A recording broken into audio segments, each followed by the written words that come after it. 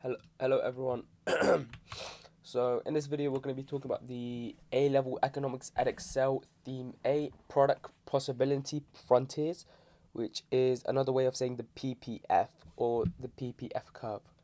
So this is an example. Okay, so this is the example of the graph.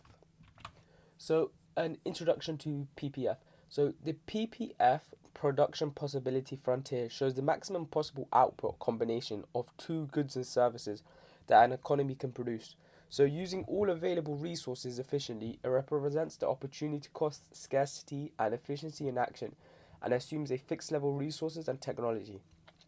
So for example, we have good X. So let's say this is tablets and good Y and this is laptop. So a firm like Apple can only produce a set number of tablets and laptops, and they must decide which one they want to specialize in and which one they want to prove. So let's say we're working on good X. Towards here, you can see that Apple may produce more tablets. In exchange, they'll produce less laptops. And this is not the only limitation. The PPF curve can actually shift outwards, which indicates that there has been an improvement. So Apple is producing more than they could before, thus they can produce more tablets and laptops altogether. So basic shape and interpretation. So typically drawn as a concave curve from the origin, and two axes represent two different goods. So we have capital and consumer goods.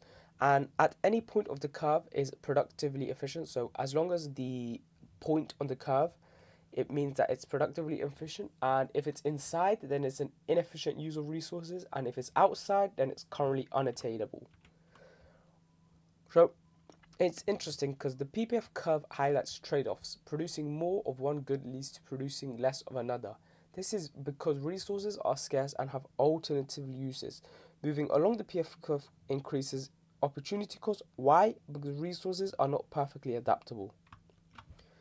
And this is economically efficient and inefficient. So productive efficiency. So all resources are used efficiently on the PPF, where we have allocative efficiency, where the combination of goods that reflect the consumer preferences, and if inefficiency, where the point inside the curve is due to an underutilization of resources or unemployment in an economy. So economic growth and shifts in the PPF. An outward shift in the PPF represents economic growth, more resources, or better technology. An inward shift might show economic decline, and this may be caused by things such as war, natural disaster. So growth can be general, shift in both goods, or bias in only one good. So as you can see in the curve, you can see that if we increase the shift, we might just only get more tablets. However, we can also achieve both. So let's say if we go from here to here, we will achieve more tablets and more laptops for Apple. And specialization and trade using the PPF. So countries or individuals may specialize in goods they produce more efficiently, and this leads to a comparative advantage and trade. And this can allow economies to consume beyond their PPF through trade gains. For example, we know that China is very good at manufacturing goods such as producing phones and electronics, and this allows China to have a comparative advantage against different countries such as the USA.